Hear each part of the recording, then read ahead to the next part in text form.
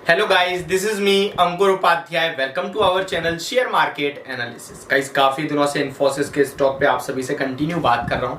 आज की मार्केट में आपने तेज उठापटक देखी, जहां पे मार्केट ऊपर में काफी बढ़िया 100 पॉइंट्स की तेजी थी, वहीं 50 पॉइंट्स की नेगेटिव क्लोजिंग देखने को मिली हमें निफ्टी में। ऐसे में इन्फोसिस की बात करें तो लगभग स्टॉक 1488 का हाई लगा के 1468 के लेवल्स पे क्लोजिंग देता हुआ दिखा है, लगभग 1% की तेजी के साथ। और आप देख सकते हैं आज के सेशन में इसने मार्केट प्लस आईटी इंडेक्स दोनों को ही आउट परफॉर्म करा है।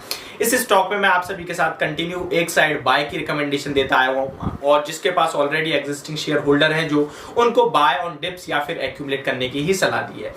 इस लेवल्स पे स्टॉक में अब मुझे लगता है, देखिए लोगों का मानना है स्टॉक 1100, 900, 700 ये लेवल्स आ रहे हैं क्योंकि स्टॉक गिर रहा है।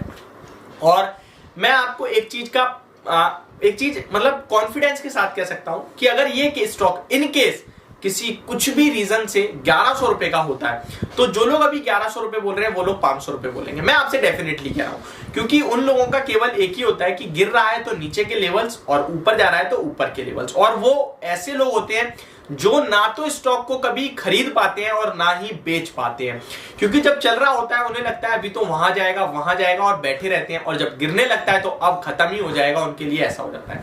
मैंने इस स्टॉक पे आपको एक नहीं 100 बार एक ही चीज बताई है, और न जाने कितनी पॉजिटिव चीजें बता दी मैंने इस स्टॉक के बारे में बाय के लिए। खराब जो था जिसके चल अगर सभी पॉजिटिव है तो गिर क्यों रहा है, आपका ये क्वेश्चन हो सकता है। तो मैं इसका आंसर सिंपल वे में देना चाहूं तो ये होगा, पहले तो आप मार्केट को देख लीजिए, फिर आप पूरी ग्लोबली मार्केट को देख लीजिए, और उसके बाद आप पता लगाइए कि कौन सा स्टॉक ऐसा है जो गिर नहीं रहा है। फिर इसमें पर्टिकुलरली एक प्रॉब्लम थी, वो थी इसके क्वार्टर 4 के रिजल्ट्स। अब एक क्वार्टर के अकॉर्डिंग ये तो नहीं कह सकते ना स्टॉक खराब हो गया, गाइडेंस तो ठीक ठाक ये अच्छी है, और उसमें भी रिजल्ट से ज्यादा खराब था एट्रिशन रेट का बढ़ना।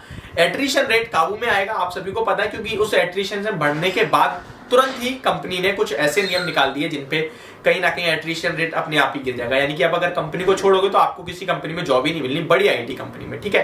तो एट्रिशन रेट अपने आप काबू में आएगा, तो ये सारी चीजें सॉल्व हुई। लेकिन कल के सेशन में एक बहुत ही जोरदार खबर आई जो मैंने आप सभी के साथ शेयर करी, कि जो इनके साहिल पारेख जी, जो कि इनके सीईओ हैं, यानी chief executive officer and managing director थे, उनका 5 साल का टाइम पीरियड होता है वो कंप्लीट हो गया, लेकिन उन्हें दोबारा से रीअपॉइंट करा अगले 5 साल के लिए, क्योंकि उन्होंने कंपनी को 2018 के बाद से नई बुलंदियों पे लेके गए हैं वो। तो ये अपने आप में एक बहुत पॉजिटिव खबर थी कंपनी के लिए, क्योंकि जो कंपनी को बढ़िया चला रहा है वो आगे 5 साल और चलाएगा। तो ये अपने आप में बहुत, क्योंकि अगर मैनेजमेंट इन केस चेंज होता, वो भी अपर लेवल का मैनेजमेंट है, ठीक है, सीएफओ है, सॉरी सीईओ है, तो अगर वो चेंज होते तो कहीं ना कहीं कंपनी को नई तरीके से जाना पड़ता। हो सकता है वो पॉजिटिव हो, नेगेटिव हो, और मार्केट कैसे ले, लेकिन यहां इस चीज को मार्केट पॉजिटिव ले रहा है, इसलिए आप स्टॉक में आज के सेशन में तेजी देखिए। स्टॉक की आपको खासियत बताऊं, ये स्टॉक आपको इनफैक्ट रिटेल इन्वेस्टर की ना जान है, रिटेल इन्वेस्टर का पूरा ध्यान रखती है कंपनी, और सारे IT company cash rich company है, ठीक है, डेट फ्री कंपनी है, ठीक है, शेयर होल्डिंग पैटर्न बहुत ही अच्छा है, शेयर होल्डिंग पैटर्न है, ठीक है। Second thing, continue buyback, continue bonus declaration, तो ये सारी चीजें कंपनी करती रहती है। अब आगे के लिए आपके क्या लेवल्स खरीदना तो है, ये तो सीधी सीधी बात है, कौन से लेवल्स है, कितना टारगेट हो सकता है, और क्या बोनस भी आएगा। जी हाँ, बिल्कुल आएगा, इसके बारे में आपको डिटेल में बताता हूं। वीडियो को आगे बढ़ाने से पहले एक रिक्वेस्ट करना चाहूंगा, अगर आप मेरे चैनल पर पहली बार विजिट कर रहे हैं तो प्लीज इसको सब्सक्राइब कर ले, नोटिफिकेशन बेल आइकन दबा दें ताकि मेरी वीडियो आप तक पहुंचे सबसे पहले। एंड गाइस, अगर आपको ये वीडियो समझ आए, पसंद आए, तो यार प्लीज इसको लाइक भी कर देना ताकि मुझे मोटिवेशन मिलती रहे। आपको किसी स्टॉक से रिलेटेड कोई क्वेरी है तो प्लीज कमेंट करके बताइए, मैं उस पर या तो वीडियो बनाऊंगा या शॉर्ट बनाऊंगा। देखिए, इस स्टॉक में आपको डिलीवरी परसेंटेज आपको खुद बताएगी कि कितना भरोसा है लोगों को। आज के सेशन में, कल के सेशन में 75% प्लस डिलीवरी हुई है, 5 दिन का एवरेज 70% की डिलीवरी है, 30 दिन का एवरेज 66% की डिलीवरी है। तो देखिए, आप लोगों को भरोसा पूरा है स्टॉक पे।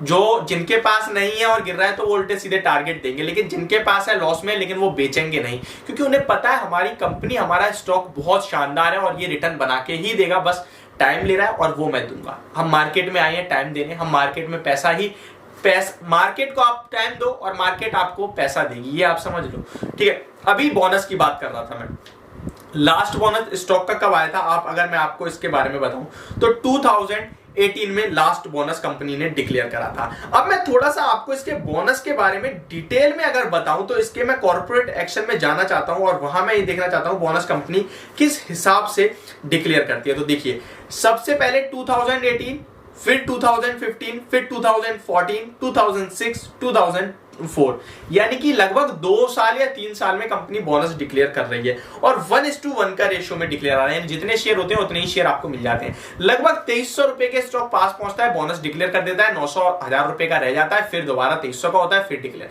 ये प्रोसेस है कंपनी का अभी तक का, तो जो इतिहास बता रहा है। अब लास्ट 2018 में आया था, 2021 में आना चाहिए था, लेकिन 2020 में कोविड आ गया, 2021 में शार्प तेजी और वहां पे कहीं नहीं हो पाया। लेकिन इस साल बोनस भी एक ड्यू है, वो मुझे लगता है आना चाहिए, क्योंकि कंपनी का स्टॉक 2300 प्राइस अचीव करेगा और लगभग आप ये देखिए ना 1750 रुपए तक तो कंपनी ने खुद बायबैक करा है। आपको याद ही होगा लास्ट टाइम जब बायबैक हुआ था वो 1750 रुपए तक, ठीक है, तो वहां तक तो खुद बाय करा है। तो मुझे लगता है आपको या तो इसी साल के एंड तक या फिर FY24 के Q1 तक आपको इसमें बोनस आता हुआ दिख सकता है। तो मेरे हिसाब से आपको बाय साइड पे रहना चाहिए। टारगेट प्राइस ऑफ 23, मिनिमम 2300 का टारगेट होगा लगभग 1 साल के अंदर अंदर, और बोनस भी डिक्लेयर हो सकता है कंपनी की तरफ से। तो आपके पास अगर शेयर है तो बने रहिए, बिल्कुल बेचने की जल्दबाजी ना करें, स्टॉक बहुत ही शानदार है, मेरी बाय की रिकमेंडेशन है। तो ये मेरी पूरी वीडियो, मेरा पूरा व्यू इन्फोसिस के स्टॉक को लेकर, होप आपको ये वीडियो समझ में आई होगी, पसंद भी। Thank you so much for watching this video, have a great day guys.